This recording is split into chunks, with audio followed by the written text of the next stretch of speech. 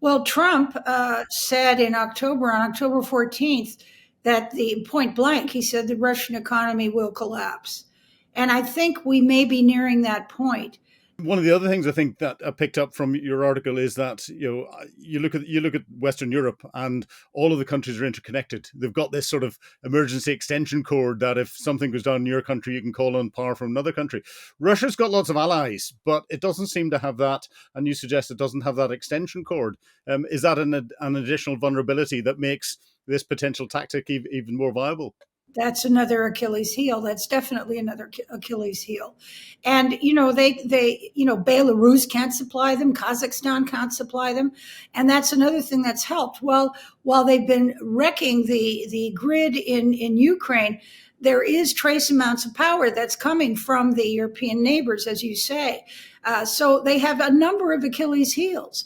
Russia, and if electricity is down, you demoralize the population, and especially in the winter. So it may come that the Ukrainians will prove that electricity and winter are the greatest weapons in this war going forward. Well, the other thing it does is, and you've hinted to it there, is it brings the war to the attention of the Russian people, that Putin has spent so much effort in trying to keep it away. The other thing that seems to be bringing the war to the attention of the Russian people is the Ukrainian attack on the oil and gas infrastructure, and the impact that that's having on fuel prices, and fuel availability across Russia. And again, the impact that is having, the secondary impact that that's having on food prices and other goods prices across Russia. Do you think the Russian economy is in a downward spiral at the moment? And how long do you think it can sort of withstand the pressure that's on it at the moment? Well, Trump said on October 14th, that the point blank, he said the Russian economy will collapse. And I think we may be nearing that point. Not only the electrical grid would be sort of the final blow, but if they can black the whole place out in the middle of winter. But what of the other things are the signs of collapse are everywhere. Oil prices are, their oil income, I should say, are down 27% because of the bombing by Ukraine that you referred to. The cost of living is horrible. Unemployment's terrible. The body bags keep coming. And the other thing is that the National Welfare Fund, which used to have 300 billion in it, is down to 100 billion. So they're using their piggy bank, and we know that their other piggy bank, foreign earnings that they've made for years, are now in Brussels, and they're not going to get that back either. The Europeans, I think, are finally deciding to give that to Ukraine for rebuild. The other thing that I've noticed in doing my research for this show is that Russia is now in the state of anyone who's down and out. And as their economy spirals downward and their cash flow diminishes, the people they buy supplies from inside Russia and outside, including the Chinese, have just started to do price gouging. They've upped their prices. They're taking advantage. So, and part of it is that they're not sure they're ever going to get paid. So they're not going to string them out with lots of credit for months ahead.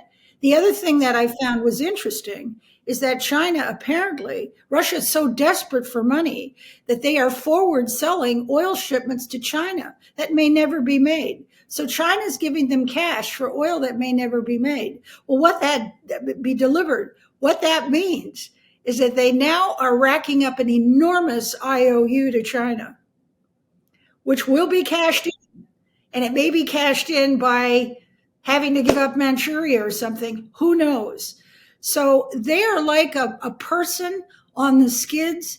And as they say, things go along and then they suddenly collapse. And that's, I would hope, is what we see. Well, I was going to ask you, the Chinese don't do anything for free.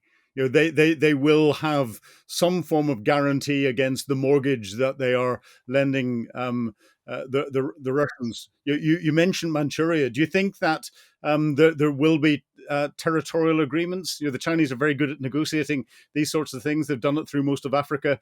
They seem to be doing it through South, and we're heading towards Central America through businesses, and therefore the influence that brings in. Do you think they're actually physically buying parts of Russia? Well, on that note, the Americans, Trump is very good at that too. He's got a right to the critical metals and minerals in Ukraine. Yeah, so I wrote a couple of Substack newsletters in the last year and a half. Anybody can go to the archive, DianeFrancisSubstack.com, and I talk about one is called China Waits. And where I outline that is that Manchuria, which is the westernmost, the easternmost part of Russia, includes Vladivostok. Okay, and the Sakhalin Island, which has lots of oil and gas. That's old Manchuria. The Tsar stole that from China 200 years ago. And that's a sore point.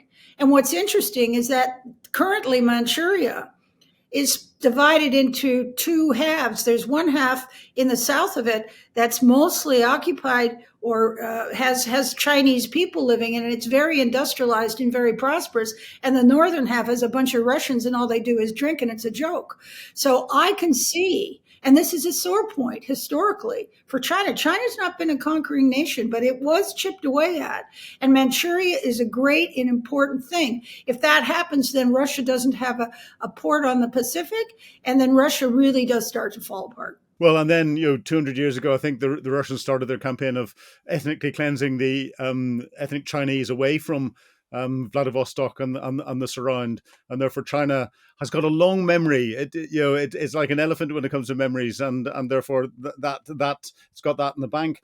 But do you think that could be an indicator that as Moscow starts? Well, I'm just saying that the Chinese could, when this whole mess ends, turn to Russia and say, by the way, you owe us $500 billion in oil payments. We let you put it on the IOU. Give us Manchuria. Yeah. Well, do you think that could be an indicator that if Moscow starts to lose its control and ability to keep the Russian people warm with power, with fuel and all the rest of it, that we could start to see the elements of the Russian Federation beginning to break apart, and some of those elements deciding that maybe they would be better coming out of the Russian Federation and becoming independent states themselves. And we could see something that would resemble but be much worse than the breakup of the former Yugoslavia. Yeah, I've written a couple of Substack newsletters about that too, and others have written about it. But the Russian Federation is just a loosely cobbled together entity of 140 ethnic groups, and they're clumped together. And they would leap at the chance to have their own nation. I would say, and I think it's easy to speculate, that if this collapse comes, it will be equivalent to what happened when Russia did another stupid, costly war in Afghanistan, and the Soviet Union fell apart. And the republics, all those republics, including Ukraine, walked away from the Soviet Union. The Russian Federation has the similar problem. The actual white Slavic Russians only live in St. Petersburg and Moscow, and they are an imperial empire that controls all these other ethnic groups, and they'll go their own way, particularly in the Caucasus, in Bashkortostan, in parts of Siberia, parts of old Mongolia. We don't know what's going to happen. So I think that the template historically is there. Russia does a stupid war, loses it.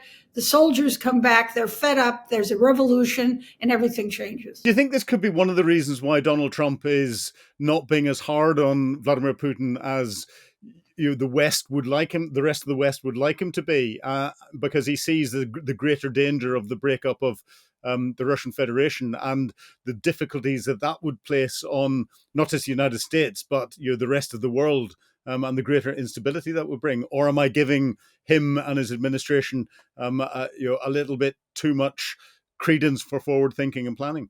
Yeah, I think that's years hence. And I'm sure that they've done, gaming, war gaming and sort of thing. I'm sure I'm sure there's Russians who have plans inside to take over and renovate or reform the place. Guys like Gary Kasparov are waiting in the wings. The big oligarch, I think he lives in London. He has an organization talking about helping the republics inside the Russian Federation, gain independence. Thinking is being done. The big issue is the nuclear arsenal. Who controls that? But that was taken care of even though the Soviet Union fell apart. So, we're thinking way ahead of ourselves. And, it takes a long time for something to actually come to a stop. But I think the signs are there. He can't win the war. The war has been too costly financially and in terms of manpower. I've got to believe he's starting to panic. But then you look at, you said the Soviet Union nuclear arsenal was dealt with, but we had the Budapest Memorandum, and the fact that Russia did not live up to its guarantees of protecting the sovereignty of Ukraine after signing the Budapest Memorandum will mean that none of the other independent states, if they've got nuclear weapons, would give them up for a piece of paper. Do you think? But maybe I'm speculating a little too far ahead. Yeah, I don't think that. I think the nuclear arsenal is completely guarded and controlled out of Moscow. And that seemed to be the case in the Soviet Union. There was concern about what they called loose nukes, but that didn't happen. And I think immediately, if there was an end to this mess, there would be a Western contingent of people that would be guarding the nuclear silos and so on, the weaponry that would have to be guarded if they could, or the new Russian regime would. That's a whole other issue. We're not there yet. Poor Ukraine is still getting pulverized by this monster. And so as far as I'm concerned, the collapse can't happen too soon. On the other hand, it does, as we're talking, generate a whole new subset of problems. Well, in the last sort of 24, 36 hours, the Kremlin news agency TASS, citing Alexei Ivanov, who's the Russian chargé d'affaires in Turkey, has said that Russia is ready to continue direct negotiations with the Ukrainian side. Do you think this could be an indication that Putin recognizes that his position is becoming increasingly difficult and is now wanting to reach out and throw this olive branch out? Or is he just playing to Donald Trump to try and stop Donald Trump from coming down harder on Putin and more favorably for Zelensky and for Ukraine? I think he's buying time again. Let's talk, then it'll take weeks, and then they'll talk, and then that'll take more weeks. And then he'll just walk away having given away nothing again. I don't think that Trump is going to fall for that again. And you said, why isn't Trump tougher?